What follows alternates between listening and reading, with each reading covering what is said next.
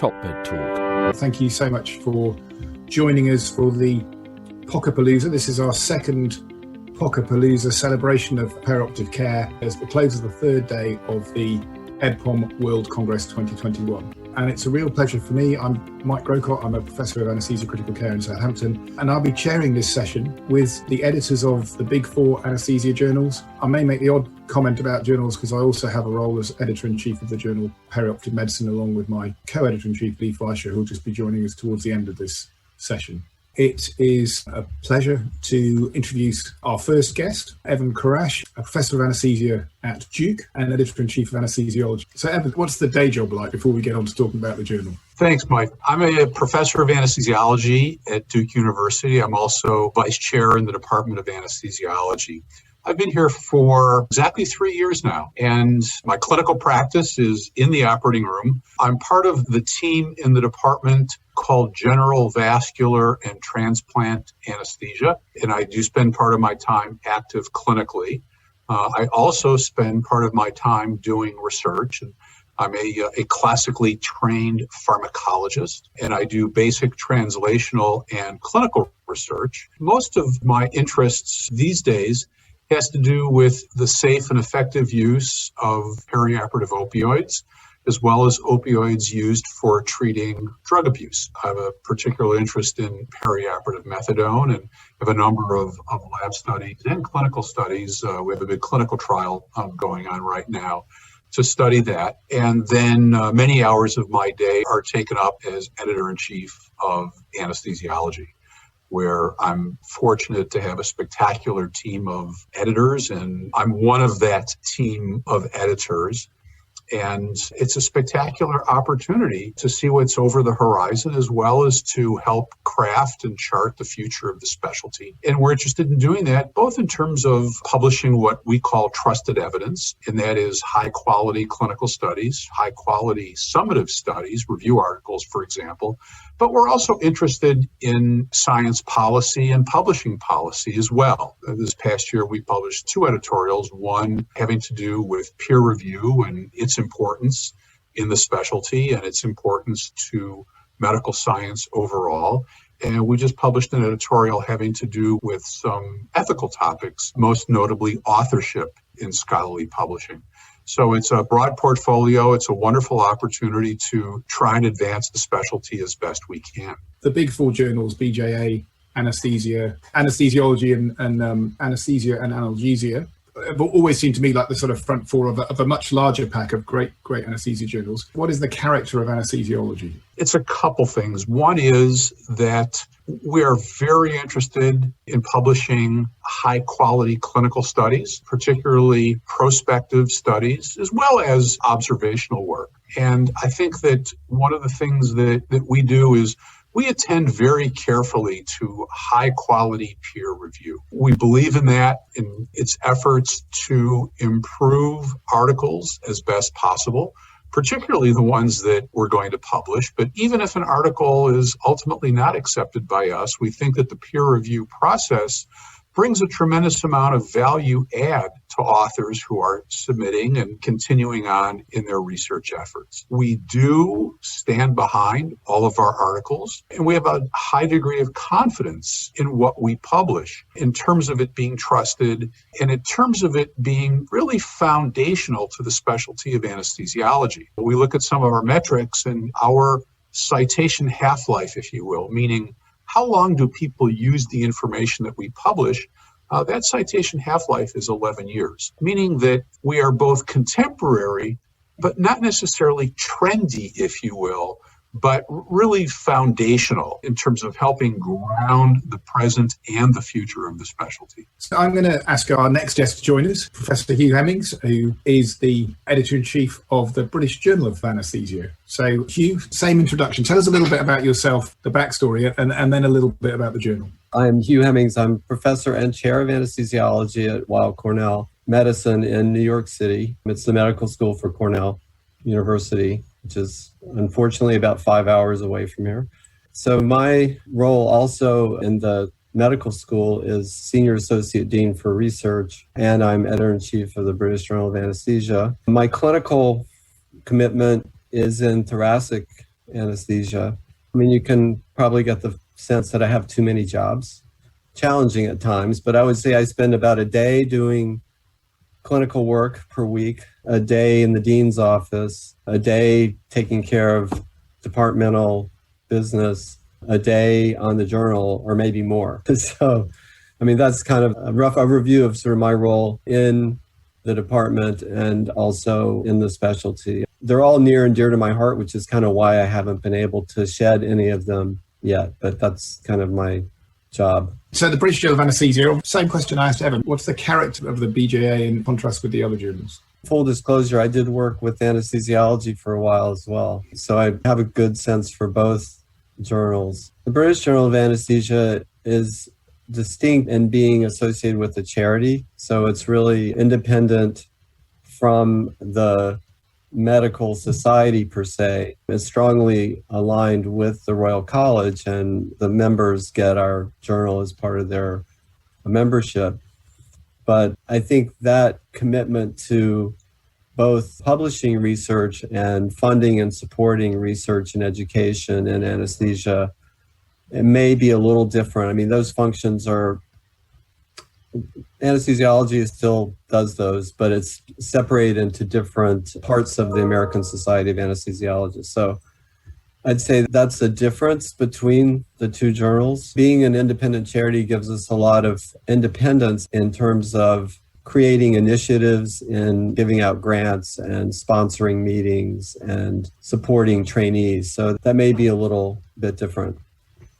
But the mission of the journal, I think, very similar to all the other journals, is to really publish the best research and reviews that are coming out of the field. And, you know, we focus on anesthesia itself, but also critical care and pain medicine. And I think, you know, what we've seen recently as the audience for our journal has grown, as the importance of these areas has sort of transcended any one specialty and is now actually much more broadly relevant to other physicians as well and other specialties. Actually, although we're the British Journal of Anaesthesia, we are quite international.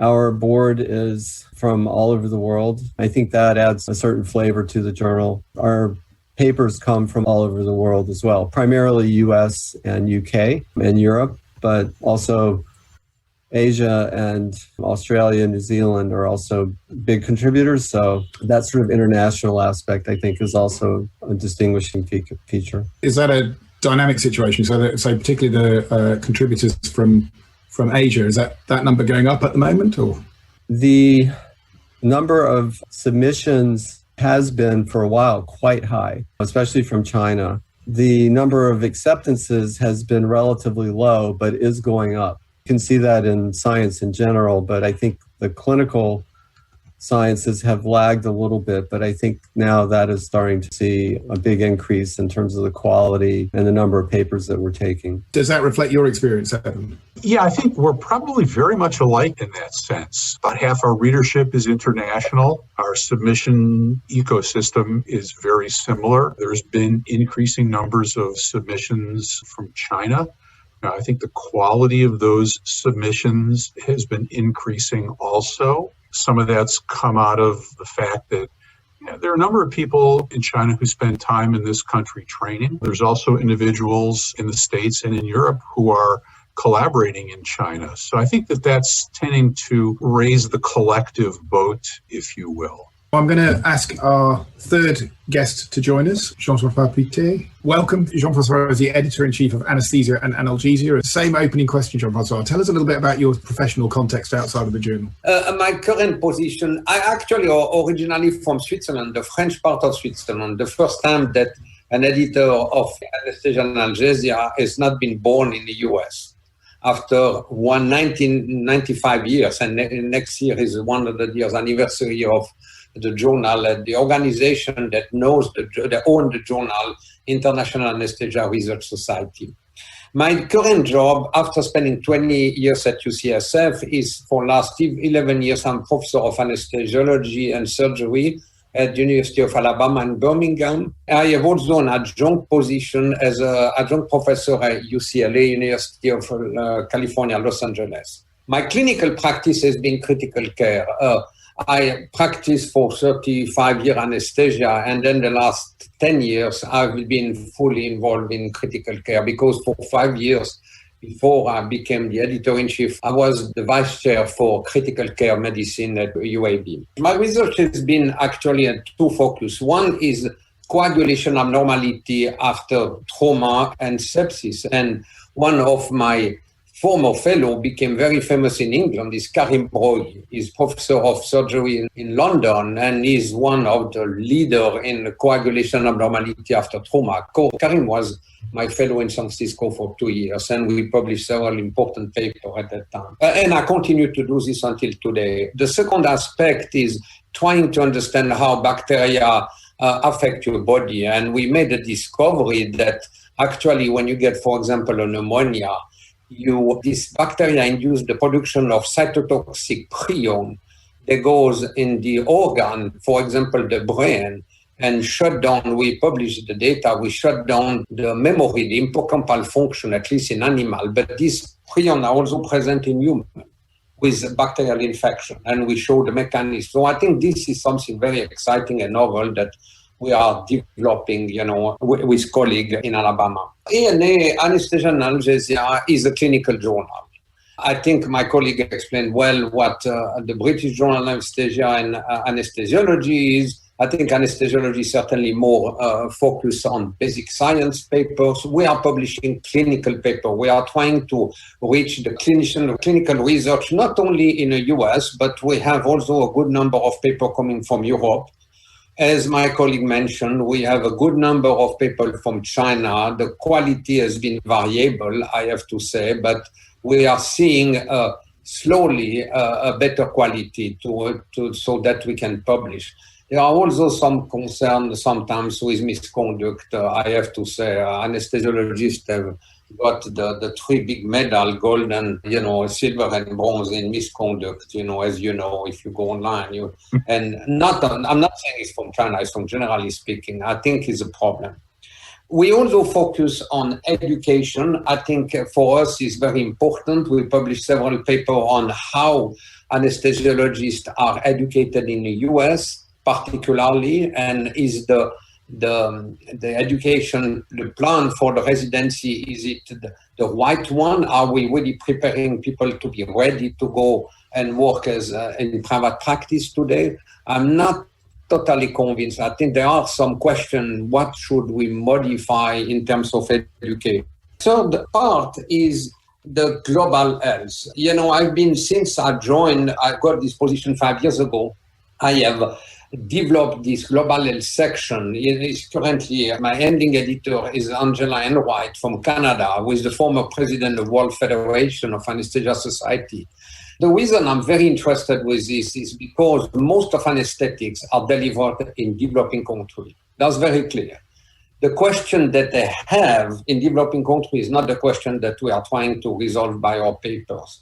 So I think we need to publish papers that are maybe not very critical for us, but they are related to what they are doing in this developing country.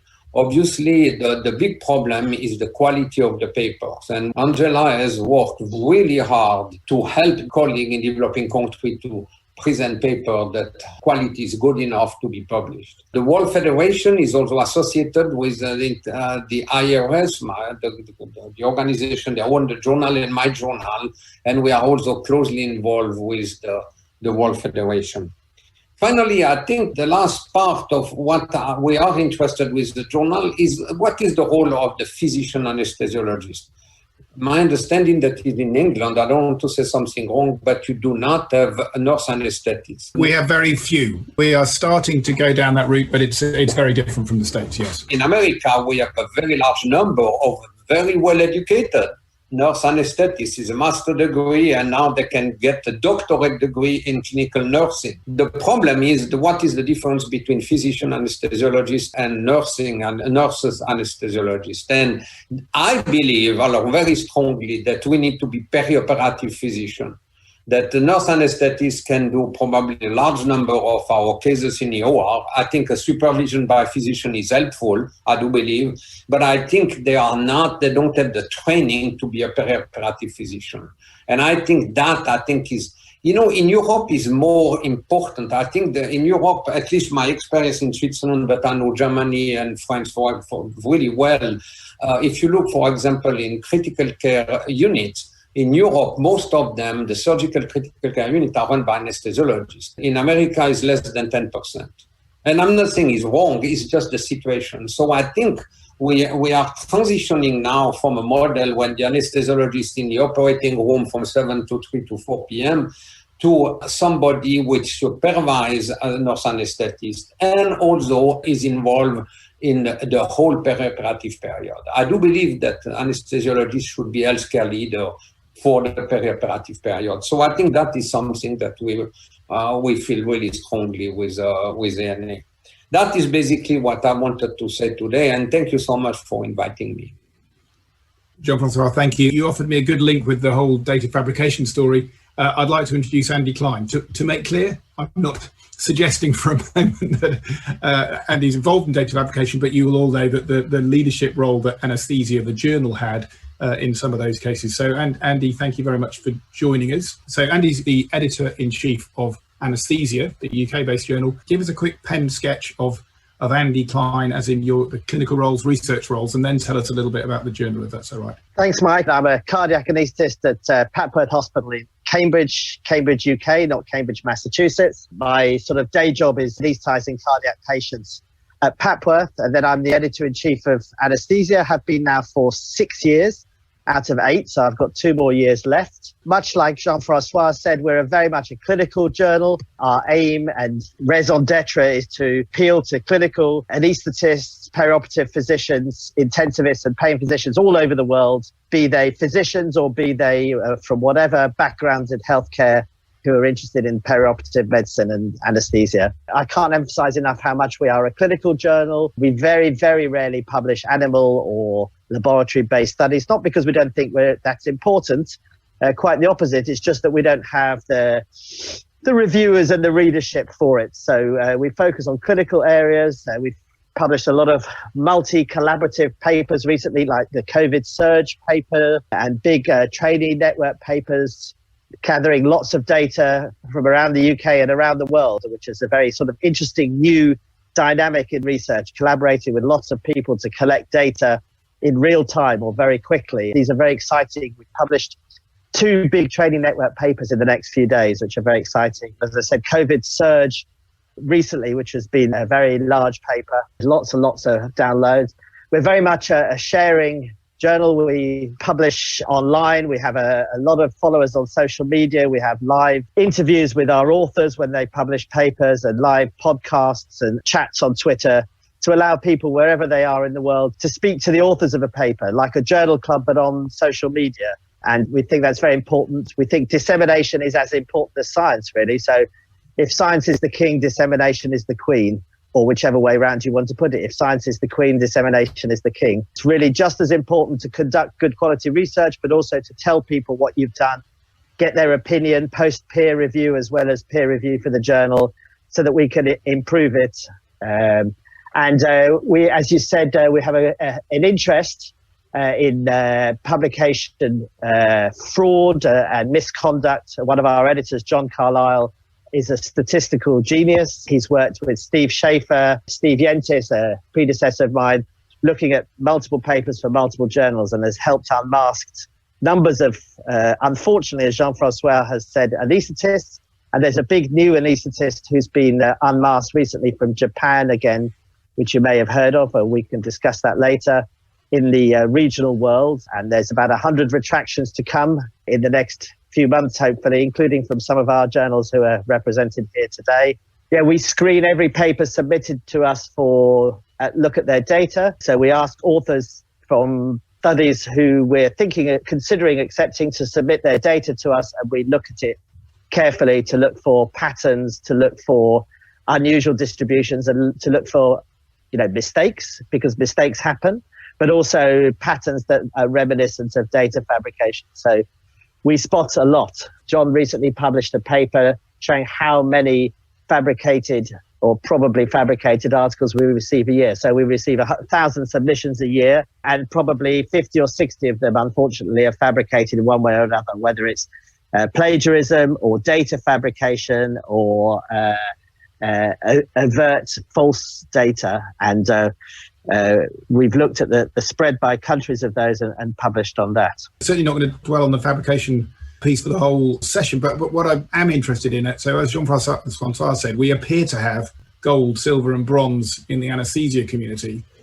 Now, I've always taken that to be a reflection of the fact that your journal in particular has shown leadership in this. We've been looking for it, we've found it, and we've outed it, and that's a positive thing. Or do you think we're a bad community? Which of those two is in play? Probably must be both. I think, yes, definitely we've been looking for it. And I would say Steve Schaefer was the first one to really look for it, and Steve Yentis, and then John Carlisle.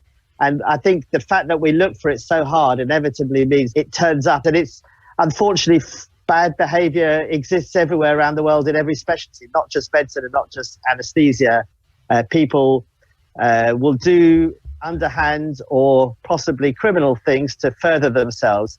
And I think the problem is that there's so much riding on publication sometimes, whether it be a promotion or a pay rise or recognition, and people feel that they need publications or research publications to get higher up that promotion ladder, especially in certain countries where they might be incentivized with cash, with money to publish, or their university might be incentivized, or their team might be incentivized, and that pressure is put on people to publish, and then to publish more and more and more and more, and a vicious circle ensues.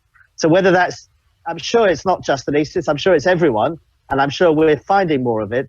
But for some reason, many of our studies seem easy to fabricate. They're often small, they're often quick, they seem to be easy to fabricate, so it seems to attract bad people, unfortunately. Evan, Hugh? I sympathize with Andy and with my co-editor colleagues, because scientific misconduct ruins our day, frankly. It occupies an outsized amount of time and effort to investigate and weed out, which journals are not really resourced to do. I think that we have seen a proliferation of misconduct. I know that just a couple of years ago, there were 38 articles retracted across the world, and last year there were 2,300. That's just the tip of the iceberg, because we know that there are vast amounts of overt misconduct, as well as pushing the limits maybe beyond where they should be, going on very extensively. And at the end of the day,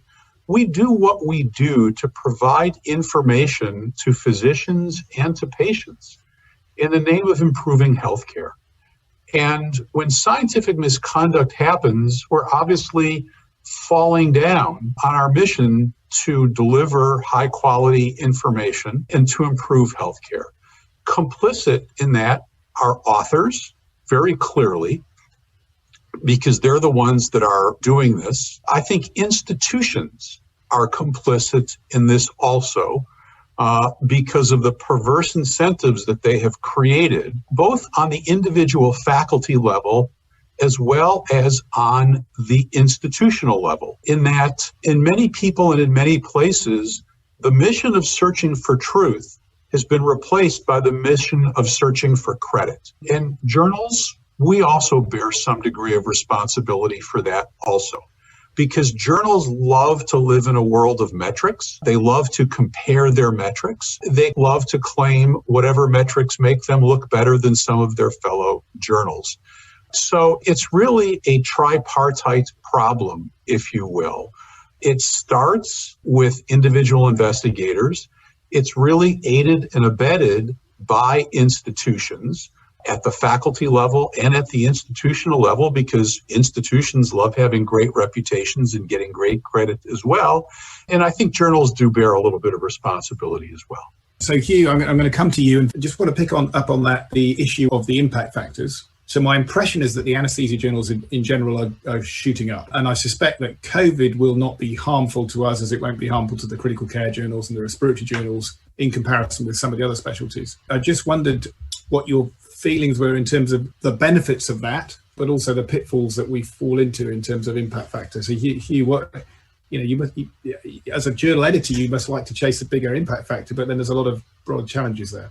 Well, let me just say, I don't like to chase a bigger impact factor. I mean, I think there's a lot of pressure on editor-in-chiefs, that's their main deliverable and metric that a lot of people use, unfortunately, and it's a flawed metric like most. I think whenever there's a metric that has so much writing on it, there is pressure, maybe, or opportunity to game that number. And I think, we do see that. It's not just in journal publishing, but, in the US at least, it's in the institutional rankings, very similar scenario where we have US News and World Report, which is essentially a failed news magazine, which has become the ranker for our healthcare academic medical centers and hospitals, which is crazy. They do it to sell magazines, and it works, and we all play the game. It's kind of sad. But I do see that with COVID, I think, one of the reasons that the impact factors for the anesthesia journals have been going up over the last 5 years, even before COVID, and I think that COVID will be another boost because of all the interest in a respiratory illness and the role that anesthesia played in tackling that pandemic. I think part of the reason is that anesthesia articles are becoming more relevant to, and I think I mentioned this earlier, to specialties other than anesthesia, because what we do is so central to some of these areas. And we've also expanded into what's known now as perioperative medicine, which is, beyond just anesthesia per se. We're looking at patients, the continuum of patient care from, before procedures to during and after. And our focus on quality and outcomes. All these things I think have contributed to a broader interest, and I think citations of anesthesia articles beyond just ourselves. It tended to be kind of a smaller guild before, but I think now we're part of a bigger system, and we're much more widely recognized for that. In terms of the research misconduct and whether anesthesia is uniquely sensitive to that or at risk for that. And I think that's an argument that's been had for a while. There was a news piece in Nature a number of years ago that said, what is it with anesthesia? Why do they have all the, why are they the all-stars for frauds? And I think Andy hit it. I think it was Andy who said, one of the reasons is that, a lot of the studies, I think, are sort of short-term studies that you can crank out very quickly and doesn't take a big team to do some of them. So it's amenable in that respect. But I don't think there's anything particularly special about anesthesia. I think fraud is widespread. I think it's becoming worse, and for the reasons Evan mentioned, the pressures to publish and to be successful and get promoted and whatever else it is, get a pay raise. But as in my role as dean for research, I see a lot of fraud, and fortunately, it hasn't been in anesthesia in our institution yet. But if you take a look at PubPeer or Retraction Watch, anesthesia is not there every day, but the cases that we have are the big ones. So when we do something, we do it, spectacularly well. So I think that's part of the problem. It brings that sort of negative recognition to us. But I don't think this is any more widespread in anesthesia than it is in other specialties. Thanks, Hugh. I'm going to pick up on, you've raised it, and Jean-Francois did a little bit early on, the changing nature of anesthesia and the importance of perioperative medicine. This is obviously a perioperative medicine, perioperative care meeting. Andy, you very much described anesthesia as a clinical journal. What's other than the change of the strapline, which we all noticed and welcomed, what's been the impact on anesthesia as a journal? I would like just to make a quick comment to follow what my colleague said. I think what Dr. Kharasch told me last time we had a conversation on the phone, and in May, I think I agree with him, is that what happened in the US, there is a big difference between Europe and US. In the US, 40, 50 years ago, the medical center became academic. So everybody we work in a medical center, is a professor, assistant associate full professor with maybe more distinguished or whatever title you can get. In Europe, it's not the case. Let's take an example. I'm not from France, I'm from Switzerland, but I know France really well. If you take a department of anesthesiology in France, you have one chairman who is professor, and you may have two, what they used to call agrégés, that are associate professor or the title of professor, and that's it. Most of the physicians working in academic center are médecins praticiens hospitaliers. That's the name they call them in French. Basically, they are staff, and they work 35 hours a week, and they are not forced to publish. If they do, it's fine, but they don't need to. I think in Switzerland is the same, it's not different. And I know in a little bit in England, I think you have a few professors, but you don't have, most of the people working in academic center are not professors. I think the problem we have is that all these professors that we have in the US, in order to be promoted in most institutions, they need to publish. And they don't have the time to do it. Because currently, as Ivan said, the pipeline is quite dry, and they work very hard clinically, and they have no time to publish. And when they write paper, it's low-quality paper published in low-quality journal. And I think I'm in a promotion committee in my university, and I think I've seen this also at the University of California. But interestingly, in California, if you are in a category of professor that is a clinical category, you don't need to publish. This is an exception. I wouldn't say there is no other place in the US where it's the situation is the same, but in many institutions, people are forced to publish. I think it's a major, major problem. And I think that needs to be addressed seriously. The other aspect, and Ivan and his colleague have published a very important paper recently in anesthesiology, is trying to define what authorship is about.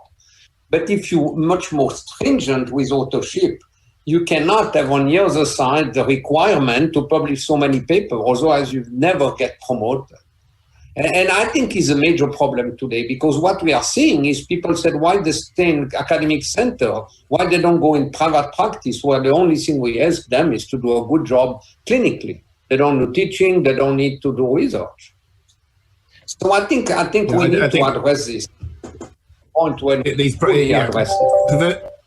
Perverse incentives are a problem everywhere. Andy, I'm going to come back to you, but actually our final guest has arrived. Apologies that he's late. I think he has a good excuse. So it's a pleasure to introduce my co-editor-in-chief at Perioperative Medicine, Lee Fleisher. Lee, what I did with everyone else was just to ask them to introduce themselves and just briefly about the journal. But also you can explain yourself for being late. What's going on? Well, what was going on is I was actually with the White House talking about telehealth and the future of telehealth. So hopefully that's a reasonable excuse. That'll do. But because currently the Chief Medical Officer, the Centers for Medicare and Medicaid Services, and direct the Center for Clinical Standard and Quality, which the job description says I'm responsible for the care for 147 million Americans. So hence the need to think about these things. But my other job is your co-editor-in-chief of Perioperative Medicine in my role as a Penn faculty member. And we're very excited with an impact factor and continuing to grow in the sort of the clinical delivery of care space, along with these amazing other journals and their editors. Well, your arrival is very timely. I was just coming to Andy to talk about his perception from the Anesthesia journal point of view of the impact of perioperative medicine on I guess, what they're publishing, who's reading it, that kind of thing. Andy? I think what we're doing is we're getting more and more articles from all sorts of healthcare professionals, not just doctors. So we've had some really good articles from physios recently, pharmacists, nurses, of course, other people who work around us. And what else has changed is we're getting a lot more articles from big collaborative groups and networks. And I think that's the change as we move over to perioperative medicine. We work much more closely within the multidisciplinary team, and we look for bigger sources of data rather than just single center cohort retrospective studies of 200 patients, which is, being the backbone of anesthesia research, or an RCT of 30 people with one laryngeal mask versus another 30 people with another laryngeal mask. And we're looking to gather better studies with bigger data, working with our colleagues more, and also working with our trainees more, getting them involved in collaborative groups. So I think that's what we've noticed as perioperative medicine has increased in importance, both in the UK and worldwide, so has the world of research and the world of journal publishing changed for the better, I think, to reflect that collaborative working, both within our hospitals and multidisciplinary collaborative working, and between hospitals and between teams and networks. And I think networks are definitely the future. I think the training networks are fantastic, both in anesthesia, surgery, and I think networks like COVID Surge recently have just been really, really fantastic in gathering data about our practice and working with surgeons as well. When I say multidisciplinary, I also include surgeons in that who are publishing much more in anesthesia journals and collaborating with anaesthetists more. Yeah, of course, we're seeing anaesthetists publishing surgical journals, which is a step the other way across the divide. Evan, I mean, I'm not sure you characterise it, but your anesthesiology probably publishes more basic science than some of the journals. Are you seeing the same change in pattern? 75% of what we publish is clinical. We, like all of the other journals represented here, fundamentally a clinical journal. We do publish a little bit of what we call clinically relevant basic science research, particularly the kind that is translational and clinically applicable. We tend not to publish a lot of sort of fundamental discovery, basic science type work. Better audiences is found in other journals. But I think that what we have seen is a shift towards the concept of our authors who are submitting their basic science work of doing two things. One is casting it with an eye towards the audience, which is a general readership of anesthesiologists. The second is being able to not just communicate science, but to make it a little bit more accessible to those readers so that they can understand why it's important. And there are a number of fundamental seminal observations which have transformed the specialty of anesthesiology as they have transformed medicine. Probably the best known example is CRISPR technology, which was a hardcore, heavy-duty basic science investigation completely unrelated to what it turned out to be. Yet the development that emanated from that research has had a profound influence across all of medicine. So that we think that there is a home for clinically relevant basic science, but the vast majority of what we publish is clinical investigation, and we keep in mind who our audience and who our readership is. But the other thing that we do is often we will have editorials accompany those basic science studies, which help craft and put into context the science and the importance of the message for the general readership. Focusing on disruptive influences. So Andy touched on the fact that the communication strategy for anaesthesia, and I know that there are similar activities reflected in the other journals now, encompasses podcasts and tweeting, all sorts of electronic media. EBPOM, for example, is a meeting that has a podcasting arm. There appears to me to be a blurring of the lines. What's the journal going to look like? Will it still look distinctively like a journal in 10 years' time? Or are we going to start seeing a blurring of the margins? Hugh? Oh, it'll be different. There's a lot of pressure now to kick the paper habit, for lack of a better term. So we'll be going electronic, hopefully in January. We'll also be creating a sister journal that will be an open access journal sometime in the coming year. And, I think these things reflect academic publishing in general, the trends that are happening. And I think people are less and less, accessing paper journals. It's becoming more electronic. And with the electronic connection, then that gives us a lot more opportunity to leverage some of these other features like social media, podcasts, electronic interviews, archived material. I think readers like these things. So I see that growing, actually. And it is a way, to Evan's point, of translating some of the more dense articles into the take-home for the practicing anesthetist, which is part of our goal as the sort of educational arm of the specialty, and to translate the discoveries into practice. So I think it's going to look very different. I mean, it's already looking more different. It's, all of us are involved much more in social media and much more in digital technology as we sit here on a virtual meeting. So even from a year ago or a year and a half ago. So I think we're all kind of doing the same thing. but we're responding to the needs, our audience, the readers. With COVID, we've seen a lot of the preprint server type activity before the manuscripts are coming to the established journal. Is that something that's going to undermine established journals, or do you see that as a positive thing? Well, I think not. I think it is related a bit to the COVID issue, since there weren't meetings to present findings that I think more people did publish their work on preprints.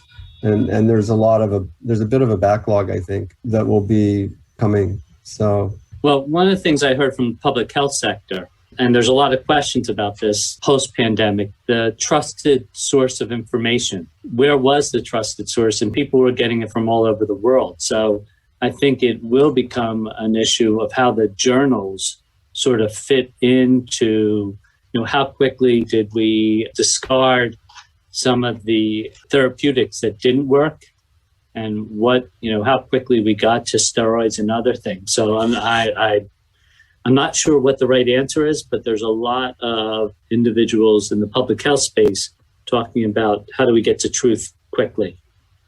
Interesting. And Hugh, you said there's a variety of opinion. Who did you have in mind? You've obviously had a discussion recently. Well, I think the BJA has embraced preprints with the concept that eventually the final article becomes the trusted source, but the preprint is a way to accelerate communication, with the caveat that it hasn't been peer-reviewed other than open commentary. I agree with you, but I think we have seen a lot of wrong result with preprint articles they've been put in preprint server, particularly with COVID-19.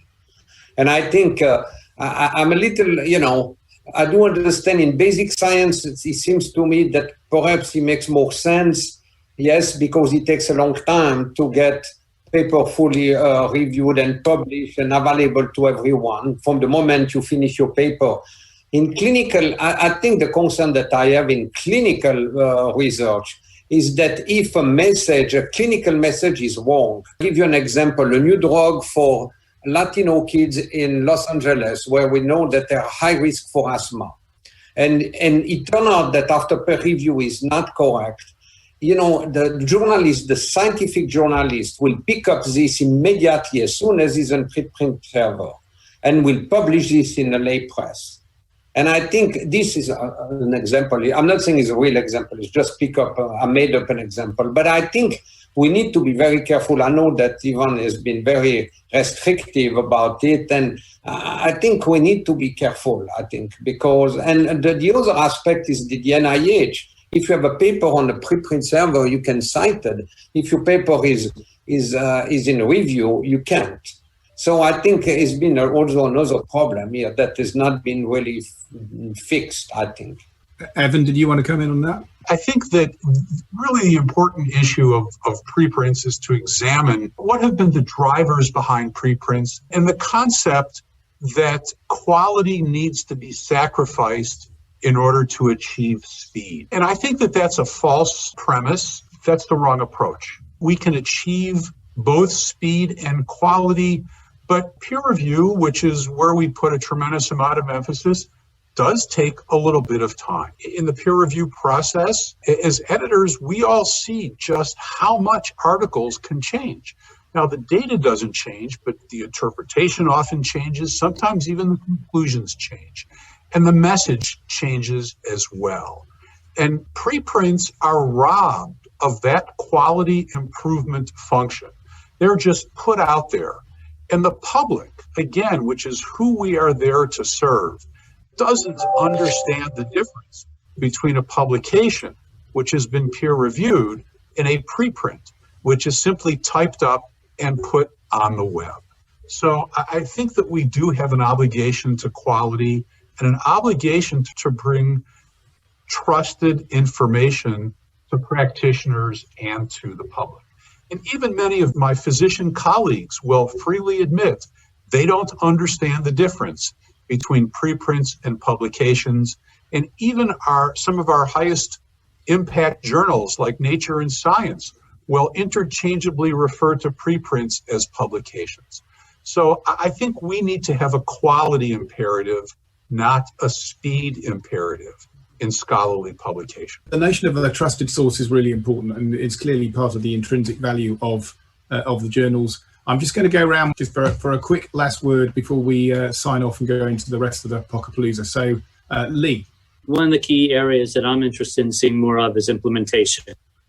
As you had a talk earlier today, I think publications on how things work gives us a lot of insight and can be used to actually create policy. Hugh. We're in a golden period for anesthesia. I mean, we've shown that we really can rule the roost in terms of managing a global pandemic. And there's a lot of excellent work that's coming out of that that's going to be practice changing, I think, for not just anesthesia, but for medicine in general. Jean-Francois. I agree with what was said. I would say that the critical issue now for us as a physician anesthesiologist is to accept that we are perioperative physician as a partner of the surgeon. And I think this is perhaps more critical in America than in Europe, but I think across the world. Because otherwise the risk we take, and particularly with all the shift work that we have, is that we'll be seen as technicians. The same issue actually is threatening emergency medicine and radiology. I think we need to be extremely careful that we are not losing the academic anesthesia, I think. So we have contributors to our meeting who are non-physician anesthesiologists who are huge advocates and practitioners of perioperative medicine. So I think all boundaries are blurred. And Andy, you get the last word. Oh, lovely. The last word. I could write a sketch on it. I think quality, as Evan said, is important, but I think speed is also important. I think some of us are guilty of taking far too long to review things, and we're forcing people to go onto preprint servers by taking 3 months and back and forth changes before we publish things. So I think it's inherent in journals to provide quality and speed. And I think we have a process of 90% of submissions we'll give an answer to in 2 weeks. And so if you could give an answer in 2 weeks and get it out there, published a week later, why do you need to go to a preprint server? So I think we all need to develop ways of getting the quality and the speed, and then preprint servers won't be an issue. And if we take 6 months to give an answer, then of course people are going to go elsewhere. So I think quality, speed, collaborative working, team working, I think boundaries are good when they're blurred because there are talented people, whatever their background, whatever their race, their gender, their education, and so on and so forth. So I think it's really good that the boundaries are blurred and that we're seeing everybody contribute to the debate. And I think this meeting and what we're seeing in journals reflects those blurred boundaries, which are good for science. Listen, I'm going to close by thanking all of you. Appreciate you joining us. We hope that you'll join us again. There's a whole host of things we didn't get on to talking about, but thank you so much for taking the time to share your views with everyone out there, and look forward again to talking soon. Top Med Talk. Thanks for downloading Top Med Talk. Don't forget to subscribe via your podcatcher. Don't forget to check us out on social media. We're on Twitter, Facebook, LinkedIn, and YouTube. And also, don't forget, Top Med Talk is the broadcasting arm of EBPOM, Evidence-Based Perioperative Medicine. We'd love you to find out more about that. If you check out ebpom.org, you can find low prices on some of the conferences we're organising around the world. Many of them are virtual and don't even involve you leaving your own home. Check out ebpom.org now.